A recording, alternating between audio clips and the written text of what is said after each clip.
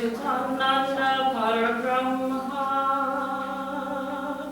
Purushottama Paramatma Shri Bhagavati Sameda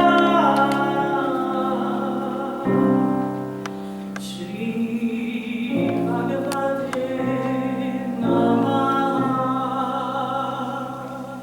Shri Bhagavate Namaha Shri Bhagavate Namaha.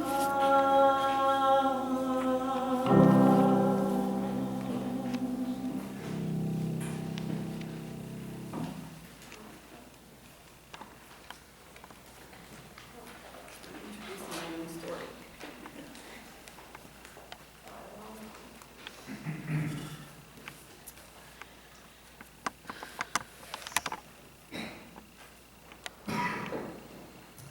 So, in my early 30s, and yes, I'm older than that, I was living in Charleston, South Carolina, a beautiful place to be, and everything was going pretty well. I was in probably the least healthy relationship romantically I've ever been in, but everything else was going along swimmingly.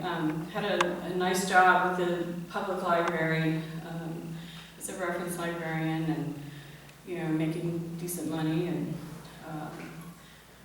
loved being where I was, and not too much worry about finances. Although we're always just going, what's next? What am I supposed to be doing? And there were worries, even though I was doing okay, about a financial future. I grew up in one of those families where everything's supposed to be solid and secure, and you know exactly what your plan is. You have your retirement figured out by the time you're 20, and none of that happened. Okay. There was a night when I was kind of hanging around the house waiting, as I was often doing during that time period. And the rain started up, and the wind was blowing so furiously. It was like one of those winds that blows the rain sideways. And it just, you start to feel like this is matching what's going on inside of me. It's so crazy furious. And I was drawn to go out on the balcony of the townhouse where I was living at the time and light a candle. And so I'm just watching the trees being pounded, and something shifted. And where my body was just empty space.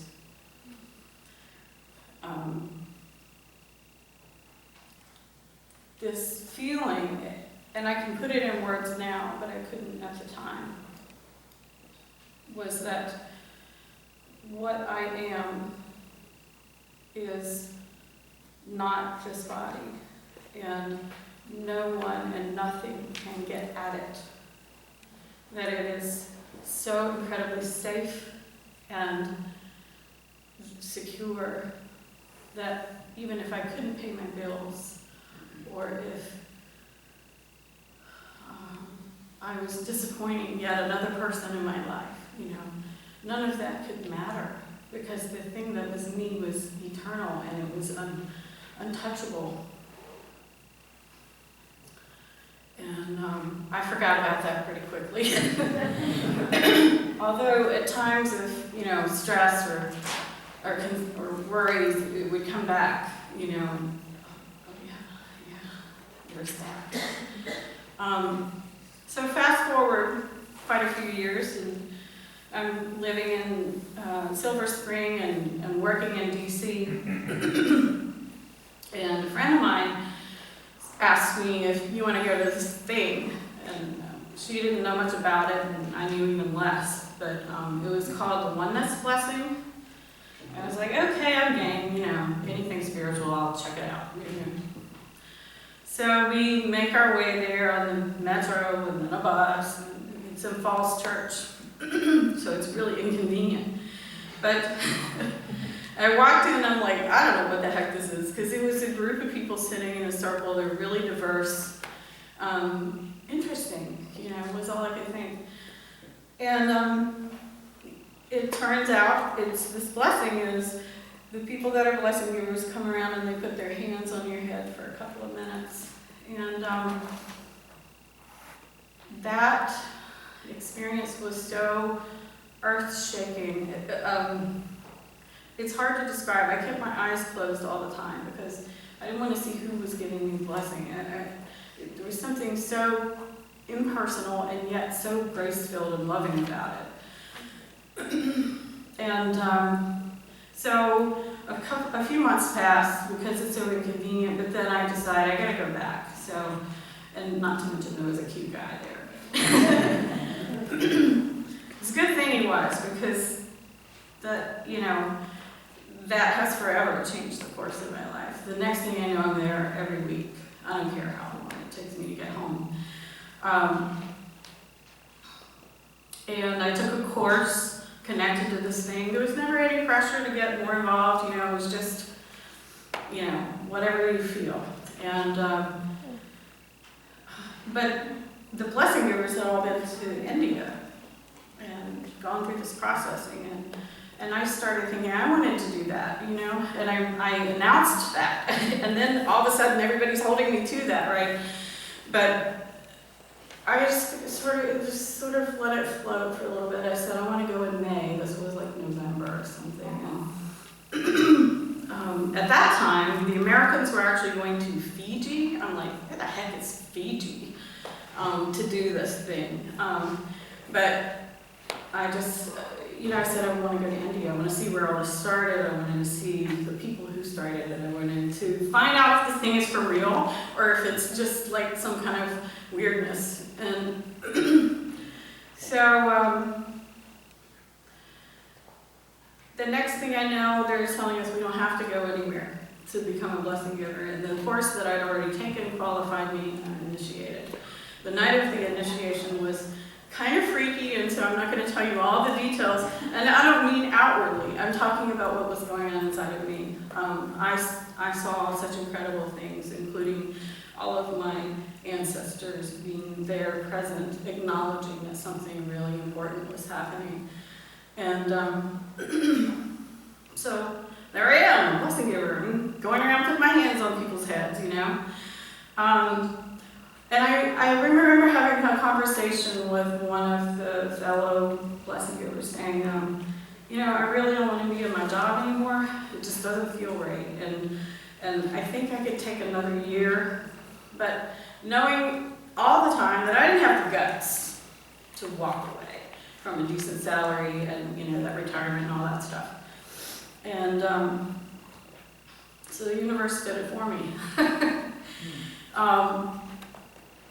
I started the plans to go to India. I found, seemingly magically, a companion to travel with, the tickets, things working out amazingly. And I asked for time off from work for a couple of weeks, maybe a month. And that didn't go over well. Actually, I'm sure that wasn't the only reason. The thing, I was an at-will employee. They don't have to give you a reason. So at the end of the week, I'm called into my boss's office, and she says, "You're done. Get your stuff. Leave." And, my staff, I was supervising a bunch of people. I'm going around to them, and they're upset. Some of them are yelling at the HR representative, and I'm just going, oh my God, wow, do I have to do a schedule? No, I don't have to do a schedule. I walk out the front door, and there are friends going, oh, Tracy, and I'm going, I'm free. Woohoo! So, in May, I went to India, and the processes they put us through were incredible.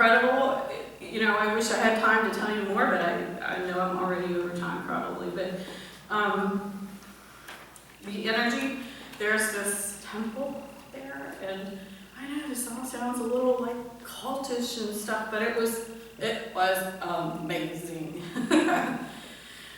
And so more of this is happening. There's more like, where did Tracy go? There's just this vast expanse and absolute knowledge of the grace and love of the universe for all of us. When I got back, it was hard. It was hard coming back in. And inevitably conflict would come up even with some of the folks in the blessing, the oneness people. And then I discovered that was, I think this is something like we've been discovering here at TUC recently, that was an opportunity for me to look inside and say, what's happening? What am I feeling? What is, and it's not a mental thing, it's all something that is known and felt inexplicably. And the final sort of experience, although all of this is continuing in my life, and do I still get caught up in moments of, oh my God, what am I going to do? Blah, blah, blah, blah. Of course. And then this thing comes back, and it's like,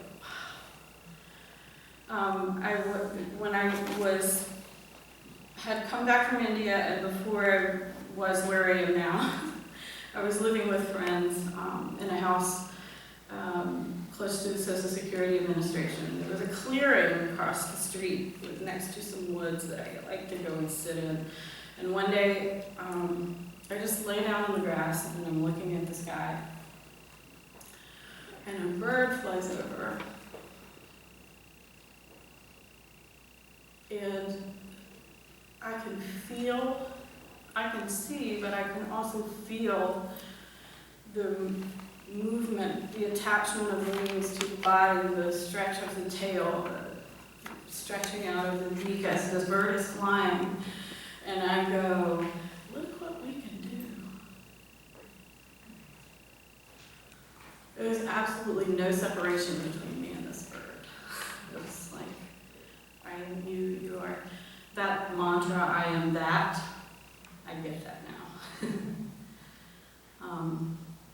And so, regardless of what anybody around me is feeling or saying, I can look at myself and say, I am that. And I can look at each of you and say, you are that. You are everything. It's all contained in each of us. Thank you.